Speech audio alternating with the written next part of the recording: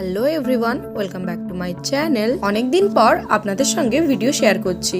কালকের বিকেলে এই ঝড় বৃষ্টির ওয়েদারে একটু গরম গরম লিকার চা আর কিছু স্ন্যাক্স তৈরি করে ফেললাম। অনেকদিন আপনাদের সঙ্গে ভিডিও শেয়ার করে উঠতে পারিনি, কারণ আমার এক্সাম চলছিল। এখন থেকে চেষ্টা করব রেগুলার ভিডিও দেওয়ার। এখানে তৈরি হয়ে গেছে স্ন্যাক্সে ছিল হেলেঞ্চা পাতার পাকুড়ি, আর তার সঙ্গে ছিল মুচমুচে চিপস ভাজা। হেলেঞ্চা পাতার পাকুড়িগুলি খেতে কিন্তু অসম্ভব সুন্দর ছিল।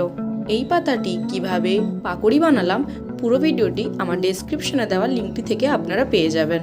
হলে আপনারা আশ্রিতা অফিসিয়াল নামেও সার্চ করতে পারেন। থেকে বেরিয়ে যখন টিউশনে আসি তখন দেখি এতগুলো ফলমূল দিয়ে গেছেন।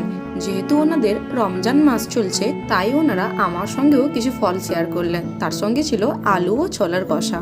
এই ভিডিওটি যদি ভালো লেগে থাকে তাহলে like, comment, share and subscribe করে দেবেন এবং বেল আইকনটা অন করতে ভুলবেন না কিন্তু।